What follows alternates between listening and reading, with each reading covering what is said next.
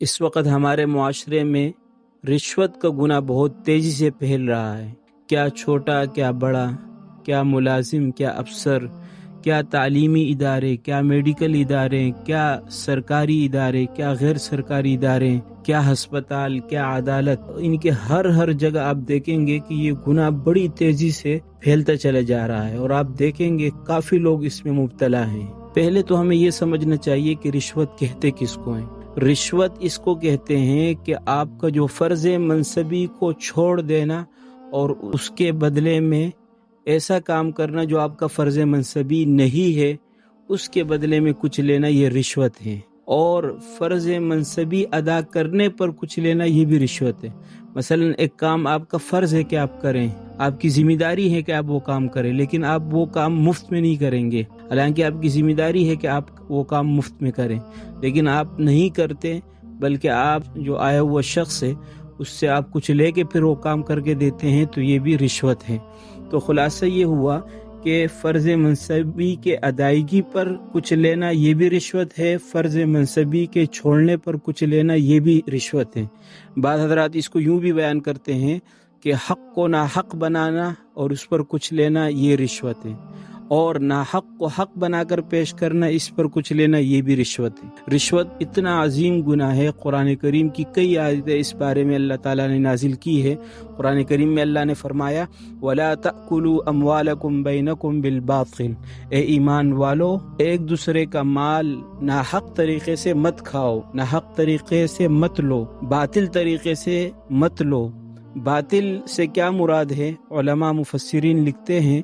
کہ باطل سے مراد ہر وہ ناجائز طریقہ ہے کہ جو شریعت میں حرام ہے اور اس کے ذریعے سے کسی مسلمان کا مال لیا جائے، چاہے وہ سود کا طریقہ ہو، چاہے وہ جوئے کا طریقہ ہو، چاہے وہ ڈکیتی اور چوری ہو، یا چاہے وہ رشوت ہو۔ جو بھی ایسا طریقہ ہے جو شریعت نے حرام کیا ہے، اس طریقے سے مال لینا یہ باطل طریقہ ہے، اور اس طریقے سے کسی مسلمان کا مال کھانا لینا حرام ہے، ناجائز ہے۔ قرآن کریم میں اللہ تعالیٰ نے یہودیوں کی ایک صفت کافی جگہوں پہ بیان کی ہے، اور وہ صفت یہودیوں کی رشوت خوری تھی۔ یہودی رشوت لیتے تھے اور رشوت کی ان کو عادت تھی۔ جب ان کے پاس جھگڑا آتا، فریقین آتے اور وہ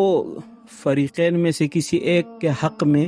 فیصلہ کرنا چاہتے تھے تو ان سے رشوت لیتے، اور رشوت لے کے ایک فریق کے حق میں ناحق فیصلہ کر دیتے تھے۔ قرآن کریم نے اس بارے میں آیت نازل فرمائی ان الذین یکتمون ما انزل اللہ من الکتاب ویشترون به ثمنا قلیلا، وہ لوگ کہ جو اللہ کی آیتوں کو چھپا دیتے ہیں اور ان آیتوں کو چھپا کر اس کے بدلے میں چند ٹکے پیسے لے لیتے ہیں، اولئک ما یأکلون فی بطونہم الا النار، ایسے لوگ رشوت لے کے اپنے پیٹوں میں آگ اتار رہے ہیں، یعنی وہ روٹی کے لقمے نہیں بلکہ آگ کے انگارے اپنے پیٹوں میں اتارتے ہیں جو رشوت لیتے ہیں۔ اور آگے اللہ نے فرمایا وَلَا يُكَلِّمُهُمُ اللَّهُ يَوْمَ الْقِيَامَةِ، اللہ ان رشوت خوروں سے قیامت کے دن اللہ تعالیٰ بات نہیں کریں گے، اللہ ان سے کلام نہیں کریں گے، وَلَا يُزَكِّيهِمْ، اور نہ ہی اللہ تعالیٰ ان کو قیامت کے دن پاک صاف کرے گا، بلکہ وَلَهُمْ عَذَابٌ أَلِيمٌ، کل قیامت کے دن ان کے لیے دردناک عذاب ہوگا۔ اسی طرح رسول اللہ صلی اللہ علیہ وسلم کی کئی حدیثیں ہیں۔ ابن ماجہ میں ایک روایت ہے، رسول اللہ صلی اللہ علیہ وسلم نے فرمایا کہ رشوت لینے دینے والے دونوں شخصوں پر اللہ کی لعنت برستی ہے۔ لعنت کا مطلب ہے اللہ کی رحمت سے دور ہو جانا، اللہ سے دور ہو جانا۔ جب انسان اللہ سے دور ہو جائے گا تو آپ خود سوچیں کہ وہ کیسے کامیاب ہو سکتا ہے، اللہ سے دور رہ کے وہ کیسے سکون پا سکتا ہے، وہ کیسے خوشحال زندگی گزار سکتا ہے، وہ کیسے چین کی زندگی گزار سکتا ہے۔ ہرگز ایسا نہیں ہو سکتا کہ اللہ کی رحمت سے جو بندہ دور ہو اور وہ سکون کی زندگی گزارے، ایسا کبھی نہیں ہو سکتا۔ ایک اور حدیث ہے طبرانی کی، رسول اللہ صلی اللہ علیہ وسلم نے فرمایا رشوت لینے والا، رشوت دینے والا دونوں جہنم کی آگ میں ہوں گے، اتنی سخت وعید ہے۔ ایک اور حدیث میں رسول اللہ صلی اللہ علیہ وسلم نے فرمایا، یہ بھی طبرانی کی روایت ہے، ترجمہ یہ ہے کہ رشوت کے لین دین پر دلالی کرنے والے پر بھی اللہ کی لعنت ہے۔ یعنی جہاں رشوت کی لین دین میں کوئی بروکر بنے، دلال بنے،